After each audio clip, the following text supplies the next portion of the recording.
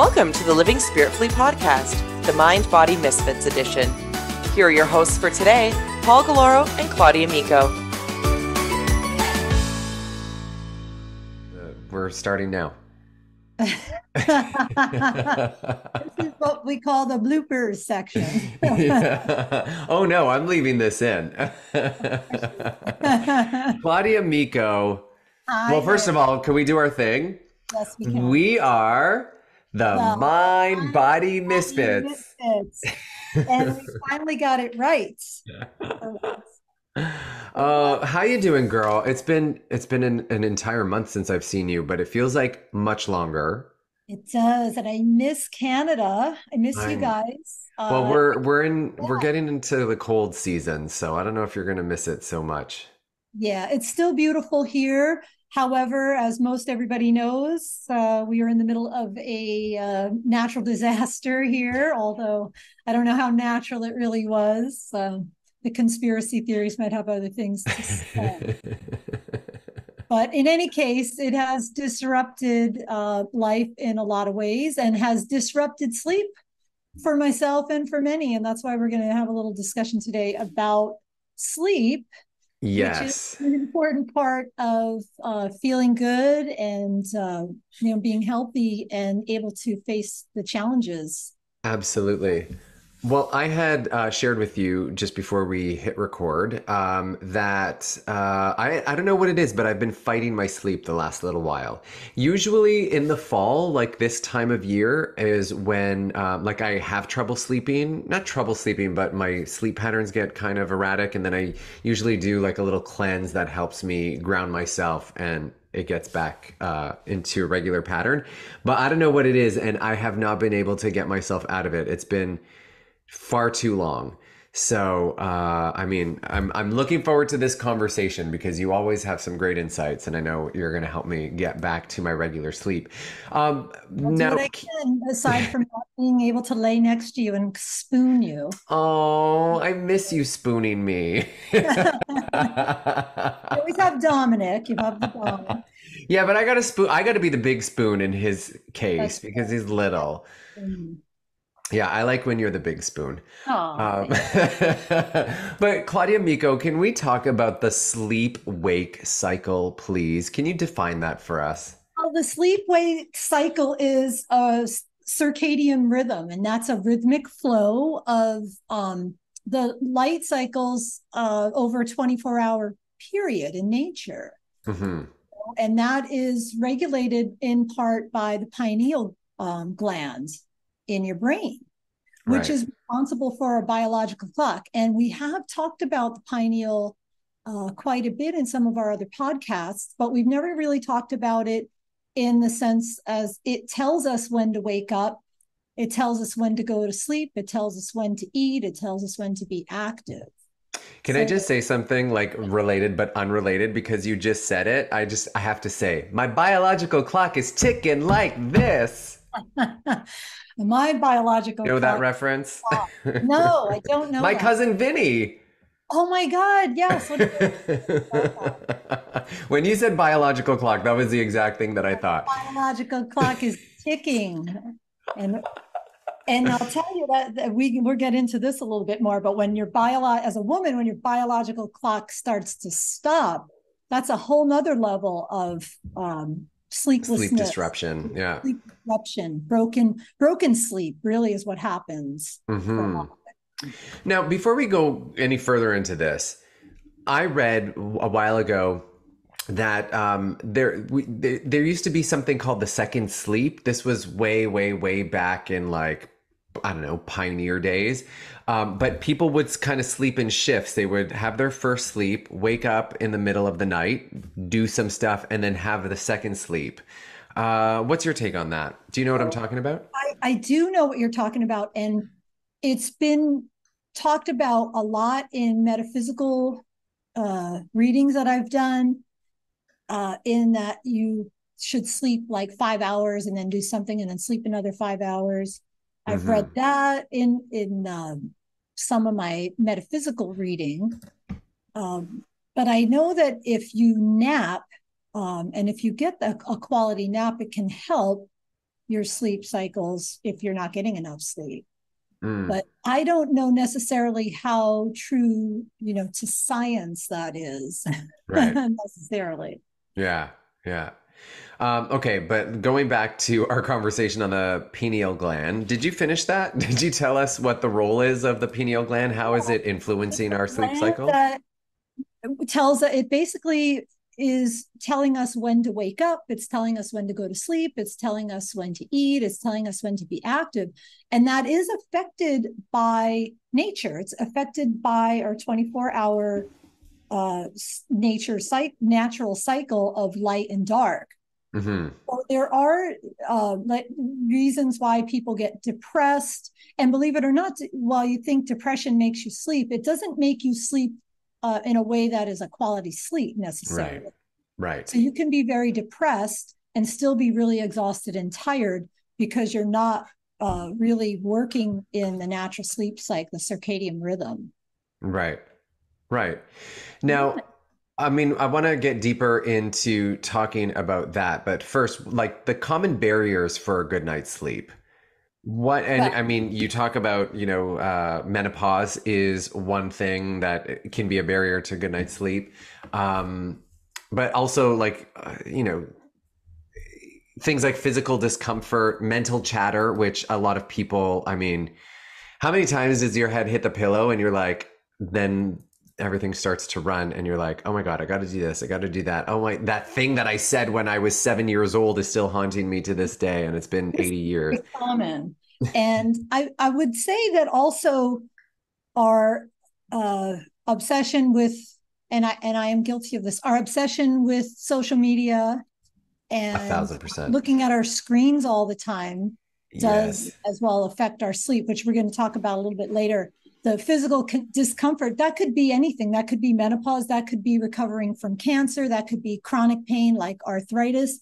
People who have arthritis tend to feel really good during the day, and their arthritis is feeling good because they're active. But as soon as somebody lays still, the throbbing pain of arthritis, wherever it is in the body, can wake somebody up. That can disrupt their sleep. Digestive issues, sleep apnea is another really Oh yeah. important one that we can discuss a little bit. Most people don't even know that they have sleep apnea. They just think they're snoring Right. unless somebody tells them that they have it. And I was with a guy, I'm going to tell a quick story. I was with the man for about 10 years. And the first year, I couldn't get a night's sleep because he would wake up not knowing, he would snore so badly and then he would stop breathing. And I'd Oh be laying God. next to him, panicked, thinking, oh my God, this guy's gonna, is he dead? I'm like, what's going on? Yeah. So after I explained this to him, he actually took my advice. He went to a sleep clinic, and they set you all up for the sleep clinic. You go, you take your suitcase, you spend the night. He was there for about an hour, 2 hours, and they said, you definitely have sleep apnea. He was waking up, I believe it was like every 10 seconds or 20 seconds. Whoa. He never got a good night's sleep. And then he got a mask. And even though he really hated to use it, I thought it was great because we both got sleep, and it really changed his life. It probably didn't make him a better boyfriend, but it definitely. Well, if he's an ex, maybe I don't think it did. Well, yeah, it did change his life enough that he wasn't tired all the time. He was actually able to do quite well after that because the sleep, really made a difference in his life. And Right. it was kind of sexy, I thought, that mask and everything. So Just put one a of little my little glitter on kinks. it. Your kink is sleep apnea masks. Oh my gosh, I love that. But I've heard many people talk about not knowing they had sleep apnea, going to get tested, then getting the mask, and then all of a sudden they like their life literally changes, like you said, because Literally, they're able to get a good night's sleep. yeah. Um, Yeah. With I mean, the mental chatter, obviously, like stress, anxiety, depression. I love that you said, depression, it's a different kind of sleep. It's not quality sleep. It makes you like heavy, lethargic, tired, but it's not that restful, deep, repairing sleep, which is what we need. Because as we'll talk about later, the importance of getting that sleep for our brain. Exactly. And those sleep cycles tend to go in 90-minute sections. Mm, So if you get awakened during one of those, when you're doing a REM sleep, it's also very disruptive for your brain as well. yeah. But our body recovers. What's interesting is you need the REM sleep, but you also need the non-REM sleep, because one of the functions of sleep is to allow time for muscles to repair themselves. So if you're working out a lot, growth hormone is your anabolic hormone, right? That Hmm. is produced during the stage 3 of non-rapid eye movement or dreamless sleep. And that's what helps to repair the tissues. Right. So it's a really interesting, balance between REM sleep and non-REM sleep that I think more and more with research, we're able to see the value of both the REM and the non-REM. It used to always just be REM, REM, REM. Now Hmm. it's, oh yeah, non-REM sleep is really where you can get that anabolic effect. So you're working out, for example, a lot of these, our listeners are trainers and people that work out. And if you're not getting that sleep, your workouts suffer. If you wonder why your body's not changing, that could be one reason. Right, right. Well, you just mentioned diet, or not diet, excuse me, exercise, but we know the importance of the food that we eat and exercise on our overall health. How do those affect our sleep? Well, one of the ways that it affects our sleep is, first of all, if we eat, you mean the food part. So caffeine, which I'm drinking coffee right now, which can just But it's still pretty early for you, so. so I would say it depends on the person. Some people can drink caffeine, and like neurodivergent people, like people with Hmm. ADHD, tend to drink caffeine, and it kind of puts them to sleep. So it really does depend on the person. But for a lot of Right. people, too much sugar, and of course, alcohol is known for fragmented sleep. So if you're Yes. drinking, you better just call it a day on sleep or call it a night, because you're not going to get real healthy sleep. So we want people to, I'm not saying don't ever have a drink, but what you want to do is you want to schedule your sleep. Same thing with your workouts. If you know you're going to Hmm. have a really hard workout, then make a plan, have a plan for, okay, I'm going to go to bed early. I'm going to Right. avoid, being on my computer until midnight kind of Yeah. thing. Yeah. And then, of course, the other thing that happens, and I don't know how many people go through this, but as you get older, your bladder weakens. And for a lot of people, they wake up in the middle of the night, not because they want to wake up, but because they have to go to the bathroom. Hmm. So that's another reason why, people have fragmented sleep. Yeah. And, you know, That there's no real way that we can work around that, is there? Except for, I hear a lot of people, I don't drink before bed because then I have sleep. But that's not even a good idea because we need the hydration, right? yeah. So you want to get that during the day and then maybe wait, a few hours. I mean, you're not going to completely dehydrate if you don't, No, that's true. or you go to bed, but you don't want to drink, a gallon of water and then think you're going to make it through the night, no matter how Right. your bladder is. We also didn't talk about, and I want to talk about this really quick, and we go back to the environment. So an environment for sleep is really important. It turns out that cooler temperatures are better for sleep rather than warm Yes. temperatures. Yeah. And night lights disrupt sleep for a lot of people. Yes, it's advised that you keep your room like pitch black Yeah, you at keep it night. dark. Yeah. And it's tricky because if you're somebody who does have to get up in the middle of the night and go to the bathroom, you could literally trip over your bed or break your toe stubbing it, on the edge of the Yeah. bed. those.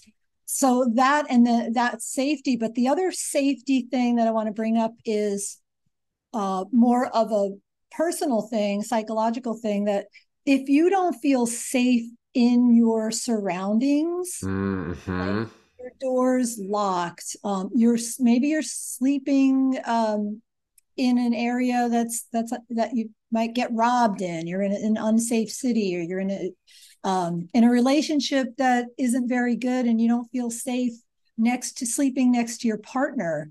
All of those little things that we may not think about can affect our sleep. So looking at our relationships, having a really healthy partnership with someone that you share a bed with is really important to a healthy good night's sleep. Right. Yeah. 1,000%. And I would even say, but this is my, woo-woo-ness talking, the feng shui of your room. Yes. Like the setup of where, especially where your bed is in relation to the door.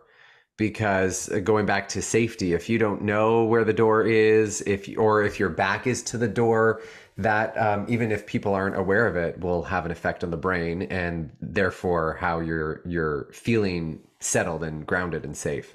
Exactly. So all of these things make a huge difference. It's not just, I'm going to lay in bed and I'm going to meditate and I'm going to fall asleep. While that is a helpful thing, and we've talked about it in our hypnosis, because you can use your valuable sleep time to reprogram your brain as well. But it's also important to remember that, you have to have more than just that. It's a holistic thing. It's diet. It's paying attention to your relationships. It's paying attention to what you eat, exercise, your sympathetic nervous system, right? So what's interesting is, in order for you to repair, like we talked about, insufficient sleep results in higher catabolic hormones, right? Those are responsible for the energy production that we talked about.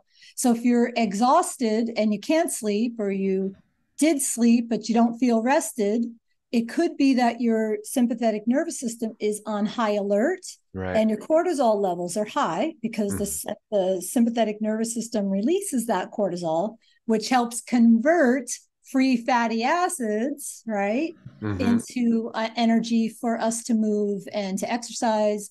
And then also glycogen, which we should talk about too, becomes low, and cortisol also converts amino acids into ATP.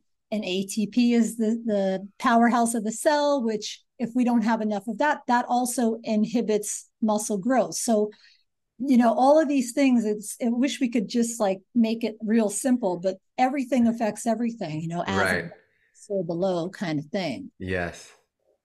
So that cortisol level, when you go back to looking at relationships and anxiety and stressful events in our life that affect our sleep, part of that is because our central nervous system is on high alert, and we cannot convert glycogen because it's in low supply, and we can't convert those amino acids into ATP. Right. Something that I think is very important that I just kind of want to interrupt and talk about now. It is related to something that you mentioned a moment ago about, making sure that we don't have too many lights and stuff in our room. Public service announcement, and I'm going to get close to the mic so people can hear this. Get your televisions and your screens and your phones, get them out of your bedroom. That is like the worst thing that I remember this, because when I was a kid, I wanted to have a TV. That was like all of my friends had TVs in their room, so I wanted a TV in my room, and I thought it was the coolest. I bought myself my first television, sidebar.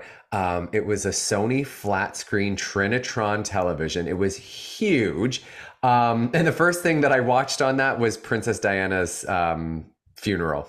Like 1996. It was one of my first paychecks from working at a grocery store. But a couple of years after that, Oprah said, get your televisions out of your bedroom. And I was like, okay, let me try that. And I did, and I noticed a huge difference.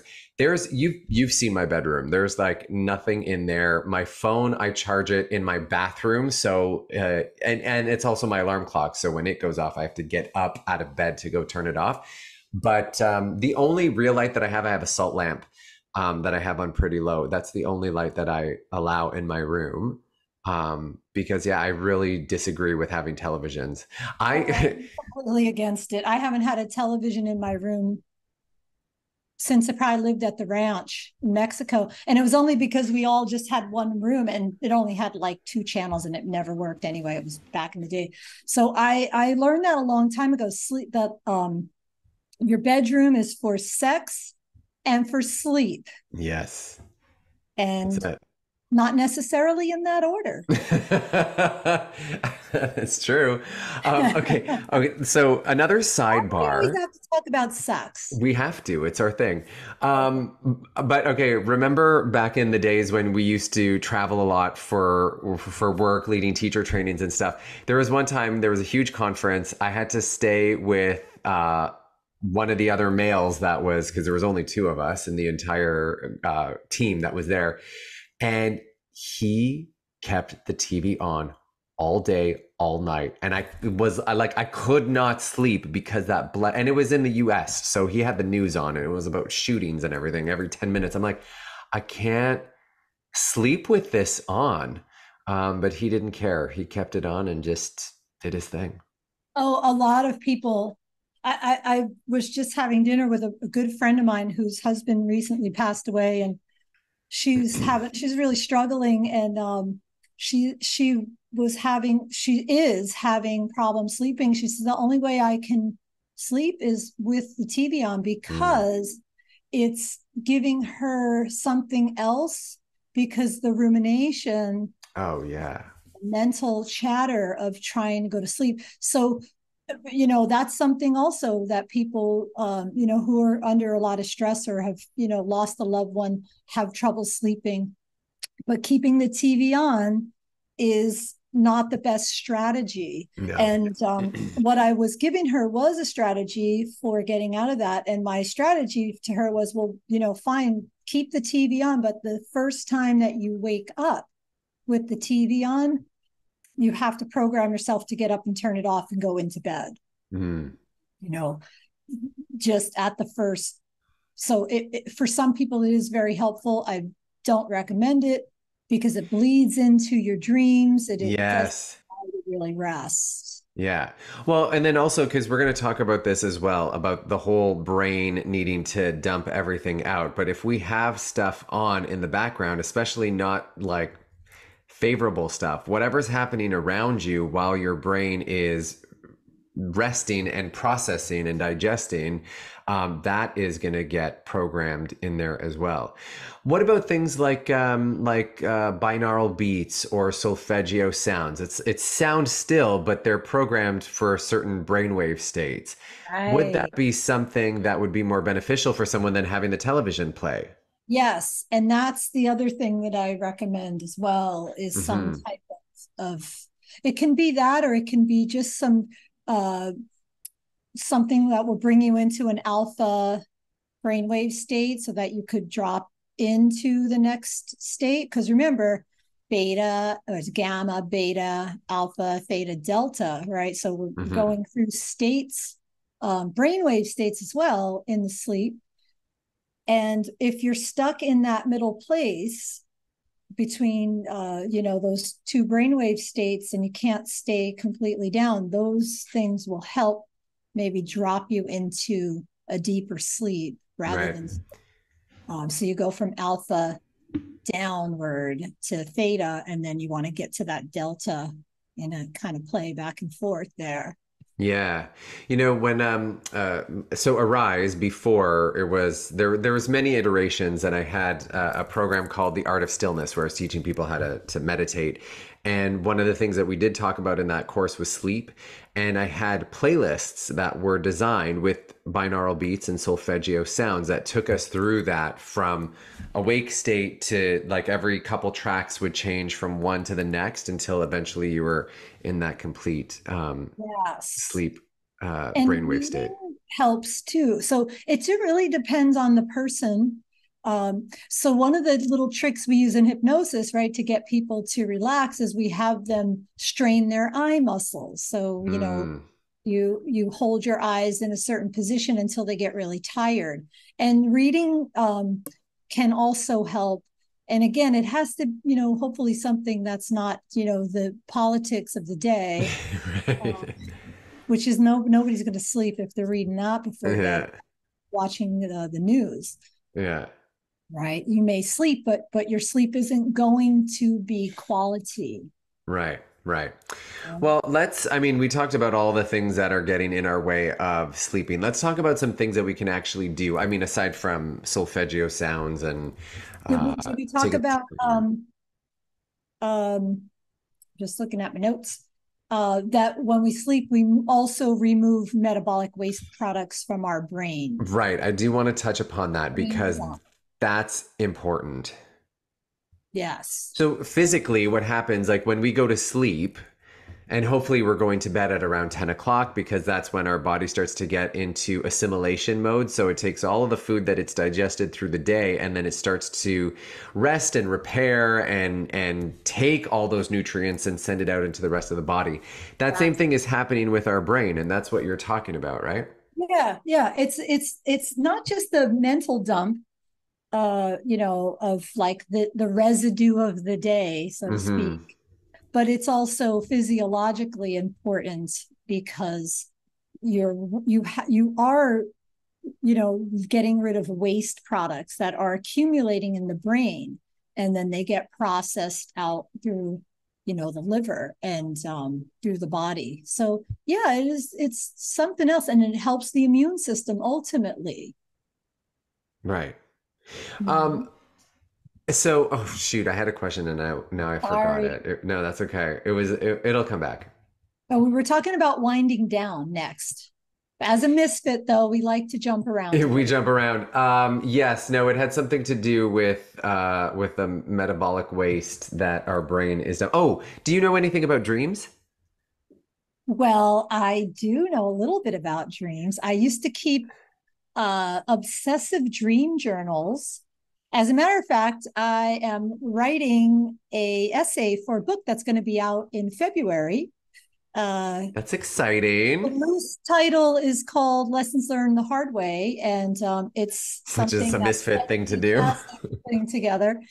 And one of the things that I was writing in my essay was the fact that during this very painful time in my life, during the AIDS epidemic, when my friend was dying, I was just losing my mind, and I would obsessively write dream journals. So I would wake up, I still have some of them, and write my dreams down. Wow. And dreams can be a couple of things. They can be just the brain dump, but they can also be prophetic. They can also be a way for you to get things sorted, Mm-hmm. And one of the things I find fascinating is becoming awake in your sleep, which is called lucid dreaming, which is also an area that I'm very interested in, which is I'm very good at. I've been doing it since I was a little child, Wow. uh, waking up and being able to control my dreams by becoming conscious. Wow. Although it doesn't make for the most quality sleep necessarily, but flying and all that kind of stuff, you can control nightmares and all that kind of stuff from the result of trauma by learning how to become conscious in your dreams. So I don't know if that Wow. answers your question in any way, but dream journals are very powerful. Well, you kind of touched upon it in a little bit, but dreams are kind of that is our brain that's like digesting the stuff of the day sometimes, right? Like as it's digesting it, like images of things that have happened might have come up, and that's your brain's processing all of those things, correct? Yes. Yeah. Yeah. And what I learned, see, I always thought everybody was capable of very vivid dreams and vivid imagination and vivid, visualization, able to really see images. And it turns out that not everybody's able to see images in their mind or remember their dreams for that matter. And it's an interesting practice to get into as an experiment during your sleep, rituals, is just having a little notepad by your bed. And, if you do wake up, you can jot down, you don't have to even jot down your dream, but you could jot down like, okay, I woke up at this time and I felt like this. And, I had to go to the bathroom, or write the dream. And in Chinese medicine, each portion of the evening will correlate with a different organ system. So if you keep track of that, you can also look at, the lungs. And I'm waking up, at 3 o'clock in the morning every time. What am I grieving? Or, things like that, which I've always found very fascinating, not just the science part, but that the part that's metaphysical. That's my favorite part. Yeah. But well, you touched upon sleep rituals. So that's one of the best ways that we can kind of prepare ourselves for sleep. One of the things that I learned recently in a course that I'm taking, some continuing education, talking about sleep, is he kind of laid it down. He said, don't eat 3 hours before you go to bed. Turn your screens off 2 hours before you go to bed. And read something like uplifting and positive an hour before you go to bed. Because the things that I always kind of keep in mind is the way your mind goes to bed is the way your mind wakes up.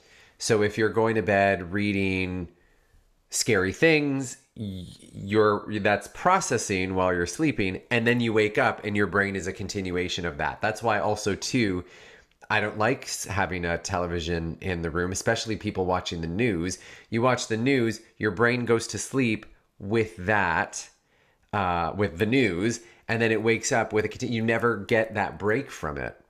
Yeah, I mean, our ears are the one thing. If you're blessed enough to be able to hear, and have ears that work, they never go off.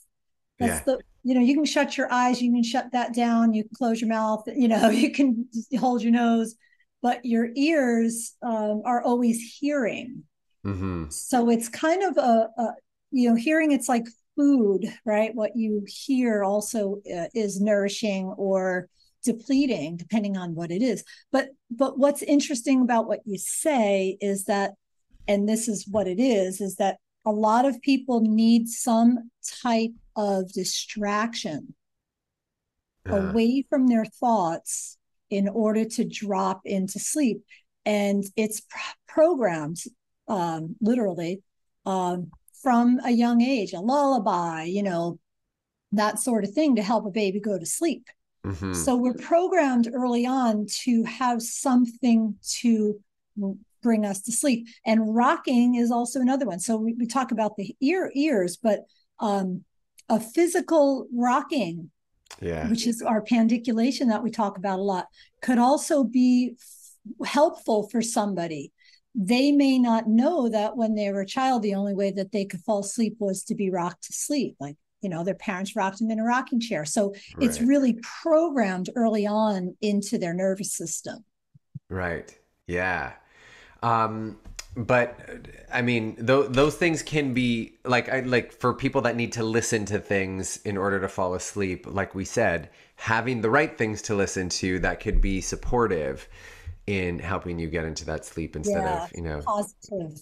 Yes. Yeah, absolutely. One of the positive affirmations. Yeah, for sure. What other things can people do for winding down? Showering, bathing. Sometimes that'll help, a warm bath. I have often told people to, do warm towels around the neck, anything that can also be like a tactile, because some people need that tactile. Some people need that auditory, right? Some people need that visual. So I try to look at it also in the way that people take in information. So that winding down, right?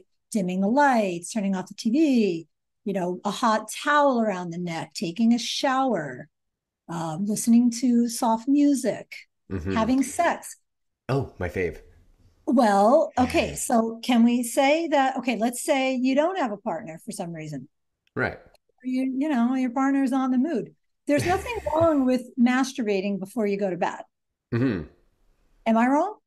No, I mean, I mean, you're asking the right person. I'm going to say yes.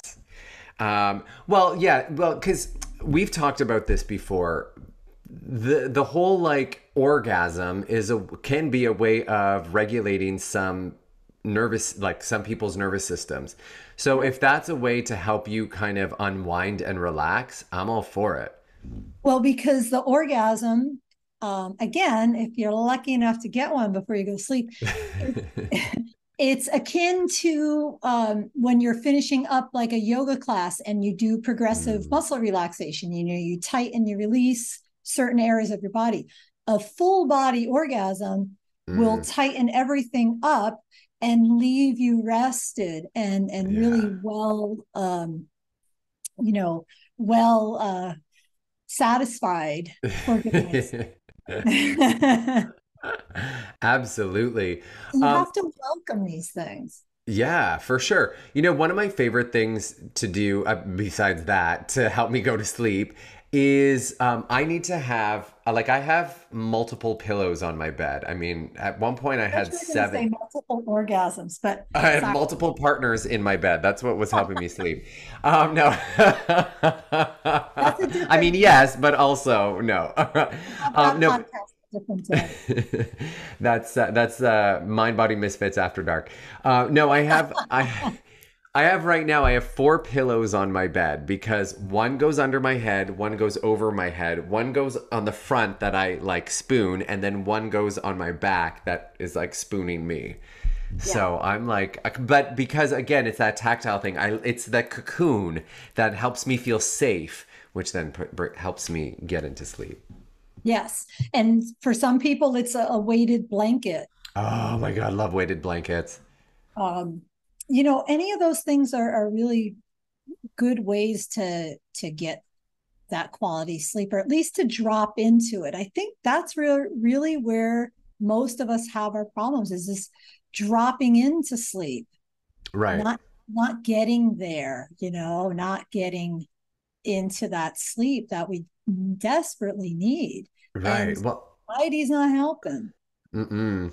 Well, our brains are constantly stimulated, especially if you're scrolling through the social media before you go to bed. As soothing as it can be, it's still stimulating the brain. So we want to find things that are soothing both brain and body, not just body.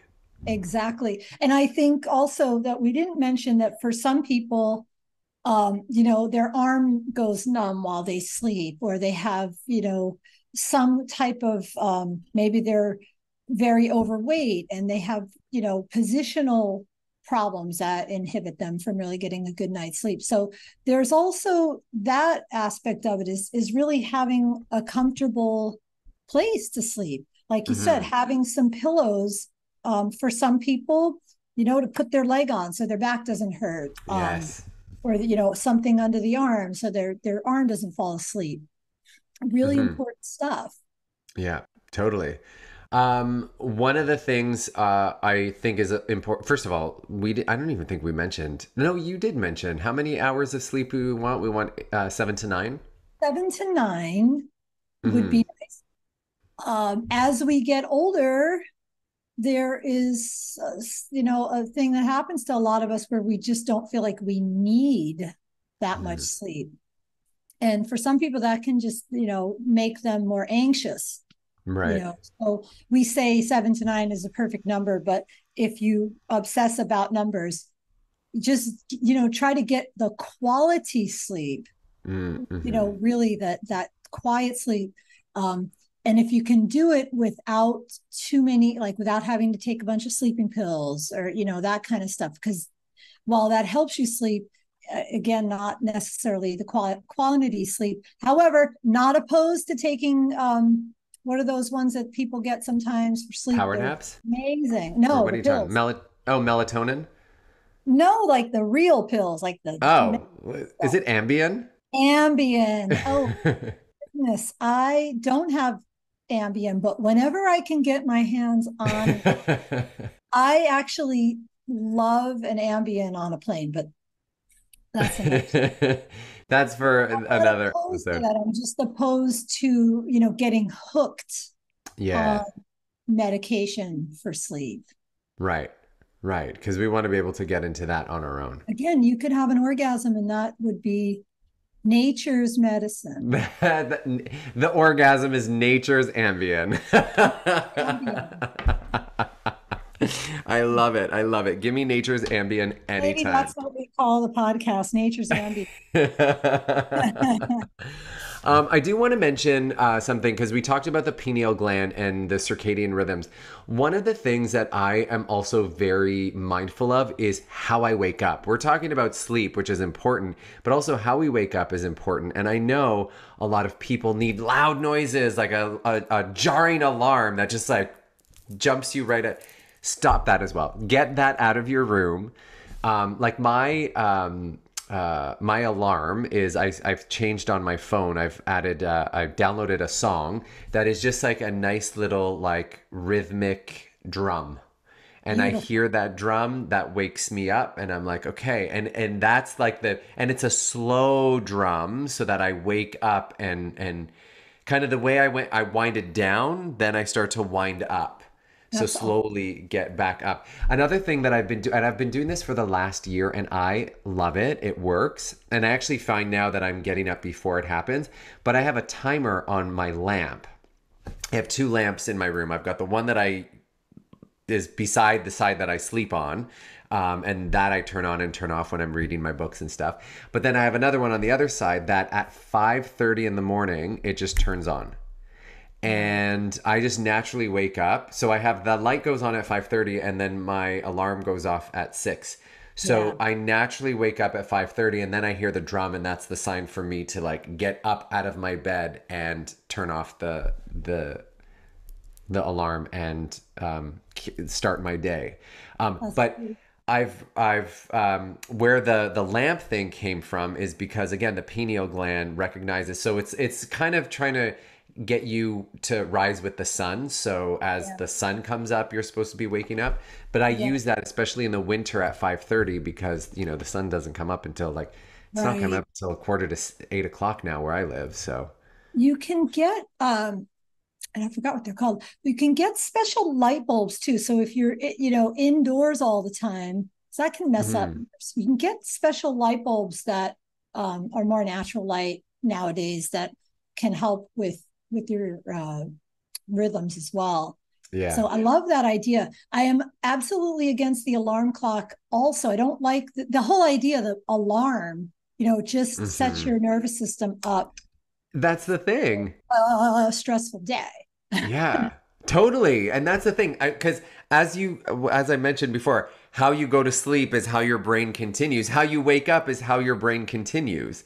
So to wake up to that, your nervous system is boom already on high gear, Yeah, and I which, think it's just we're all programmed. Society programs us that this is what we do and this is how we do it. And yeah, before we had phones that woke us up, we had little uh clock radios, or we had an alarm clock that had a wind up yeah, and had a bell, yeah.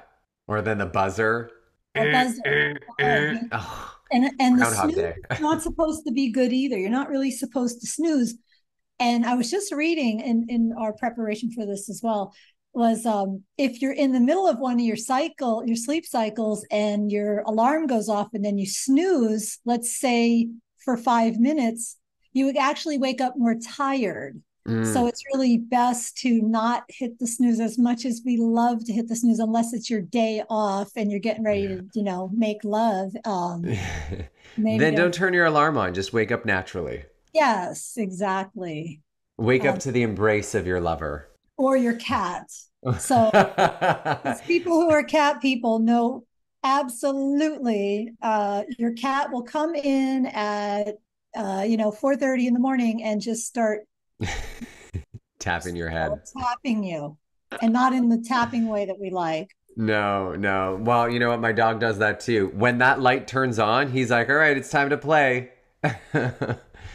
So then he starts licking my face. And so that's my, so I have three alarms. I have my light, I have Dominic, and then I have the phone playing the drum. But that, again, that's why I have it in the other room. So I can't hit snooze. I got to physically get up out of bed, walk, turn it off. And then once I'm up, I'm like, all right, I'm going to pee. I'm going to scrape my tongue. I'm going to pee, and might as well get this day going.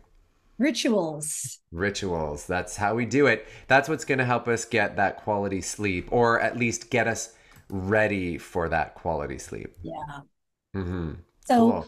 We can summarize, the circadian rhythm is your sleep cycle. The pineal gland is that small bundle of nerves located in the center of the brain for your biological clock. It tells us when to go to sleep, when to wake up.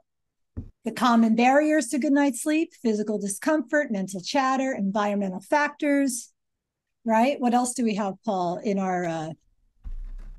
To summarize everything, well, we talked about the importance of winding down, making sure that we're getting our brain into the right state so that we can have that quality sleep, and then also just making sure that that we're safe in our sleep environment, that we feel safe, that we feel grounded, and that we have all of the things that are going to help to soothe our nervous system.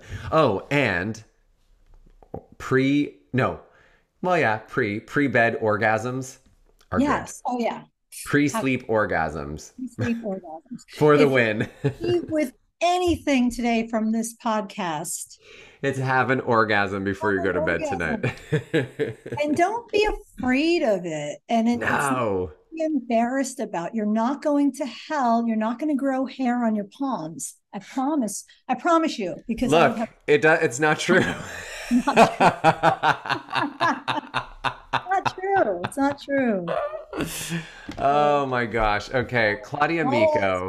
Pull out your vibrator. Amen. Oh my gosh. Okay, I love you so much.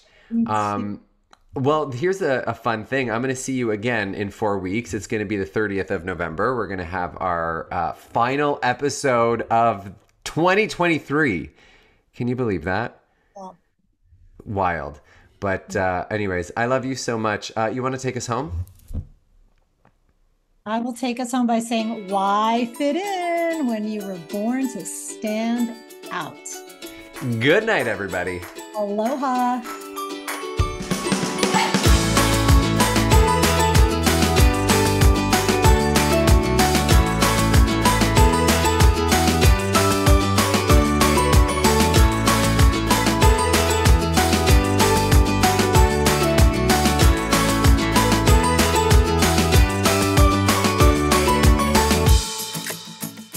The Living Spiritfully podcast is a Spiritful production. Executive producer, Paul Galloro. Co-producers, Claudia Micco and Catherine Stilo. A big thank you and much love to you, the Living Spiritfully community, for liking, subscribing, sharing, and supporting this podcast.